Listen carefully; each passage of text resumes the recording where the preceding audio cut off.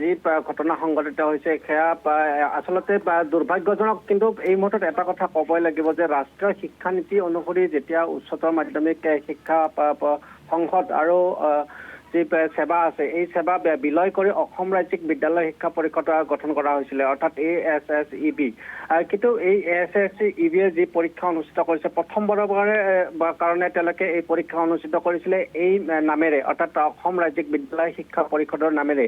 কিন্তু আটাইতকৈ ডাঙৰ কথা হৈছে যে প্ৰথমটো পৰীক্ষা অনুষ্ঠিত কৰিবলৈ গৈয়ে ASSEB-য়ে বিপাঙত পৰা পৰিলক্ষিত হৈছে। কাৰণ নাম সলনি হ'লে ইয়াত যিসকল বিষয়া কৰ্মচাৰী বা অধ্যক্ষ সচিব আদি আছে সেইসমূহ একেখিনিয়ে তেওঁলোকে কাৰ্যনিৰ্বাহ কৰাৰ কাৰণে বা ৰাজ্য চৰকাৰৰ তৰফৰ পৰা যি নিৰ্দিষ্ট অধিসূচনা আছে সেই অধিসূচনাৰ জৰিয়তে দায়িত্ব অৰ্পণ কৰিছিল।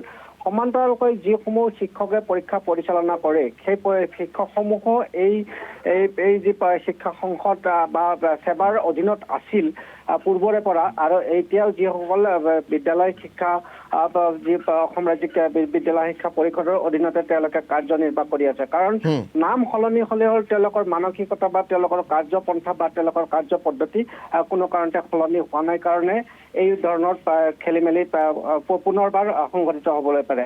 কাৰণ কালি অৰ্থাৎ 21 মাৰ্চত একাদশ শ্ৰেণীৰ কাৰণে গণিত বিষয়ৰ যি প্ৰশ্ন কাকত অনুসৰি পৰীক্ষা অনুষ্ঠিত হ'ব লগা আছিল সেয়া পৰীক্ষা সাময়িকভাৱে স্থগিত ৰাখিবলৈ বাধ্য হৈছিল। আৰু সেই অনুসাৰে যি আভ্যন্তৰীণ অনুসন্ধান চলাইছিলে ASSEB-ৰ তৰফৰ পৰা, আৰু সেই আভ্যন্তৰীণ তদন্তত 11খন জিলাৰ 18খন উচ্চতৰ মাধ্যমিক বিদ্যালয়ৰ তৰফৰ পৰা এই প্ৰশ্ন কাকত ভাইৰেল হোৱা বুলি ইতিমধ্যে তেওঁলোকে প্ৰাথমিক তথ্য লাভ কৰিছে। আৰু এই তথ্যৰ ভিত্তিতে ইতিমধ্যে তেওঁলোকে FIR দাখিল কৰিছে, আৰু হয়তো এই 18খন উচ্চতৰ মাধ্যমিক বিদ্যালয়ৰ যি স্বীকৃতি থাকে সেই স্বীকৃতি বাতিল হোৱাৰ যথেষ্ট সম্ভাৱনা আছে। আৰু এই মুকুট তাৰ মাজতে মই আপোনাক ৰখাইছোঁ, এটা প্ৰশ্ন মোৰ মনলৈ আহিছে। এতিয়া এই শিক্ষানুষ্ঠানৰ স্বীকৃতি বাতিল কৰাৰ হয়তো সিদ্ধান্ত গ্ৰহণ কৰিব পাৰে বা তেনেধৰণৰ সম্ভাৱনা আছে, কিন্তু যিখন বিদ্যালয়ত এনেধৰণৰ ঘটনা সংঘটিত হৈছে একেধৰণে ঠিক দায়ী বিদ্যালয়খনৰ অধ্যক্ষগৰাকীও বিদ্যালয়খনৰ একাংশ শিক্ষকো তেওঁলোকক জেলাৰ মাজলৈ আনিব নাই, তেওঁলোকক প্ৰশ্ন কৰা হ'ব নাই?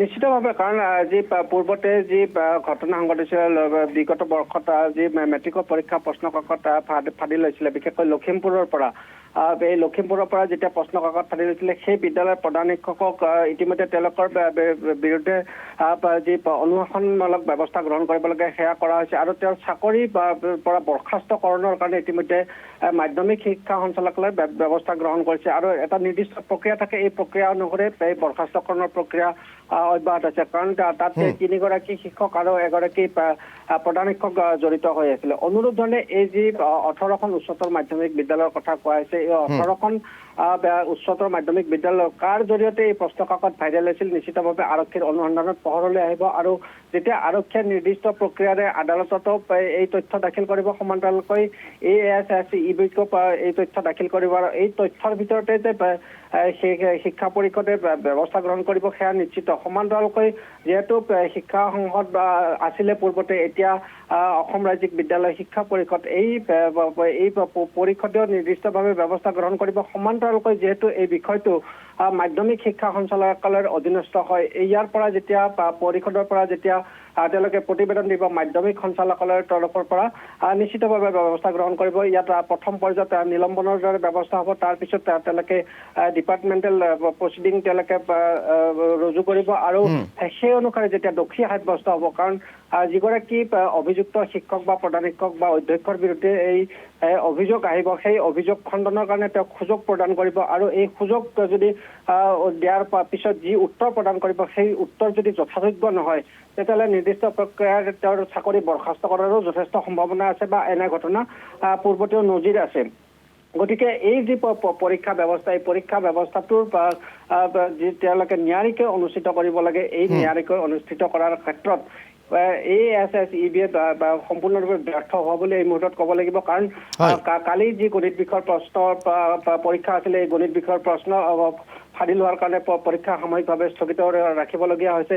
ইয়াৰ কাৰণে হয়তো 2 দিনৰ ভিতৰতে নতুন দিন ঘোষণা কৰিব। কিন্তু আজি যি অৰ্থনীতি বিজ্ঞান বিষয়ৰ পৰীক্ষা আছিলে, এই পৰীক্ষা চলি আছে, যদিও প্ৰশ্ন কাকতসমূহ কালি নিশাৰ ভিতৰতে ভাইৰেল হৈ পৰিছিলে। এই বিষয়ত আমি যি পৰিষদ আছে পৰিষদৰ বিষয়ববীয়াৰ লগত আমি টেলিফোনযোগে যোগাযোগ কৰিছিলোঁ, কিন্তু তেওঁলোকে কৈছে যে আমি এতিয়ালৈকে পোৱা নাই।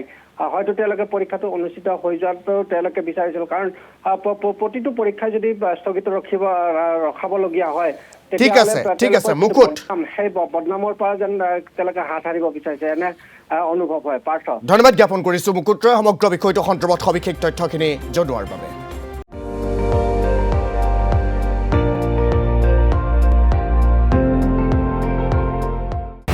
আপুনি চাই আছে ND24, সৰ্বশ্ৰেষ্ঠ নহয় সৰ্বোত্তমৰ দৌৰত।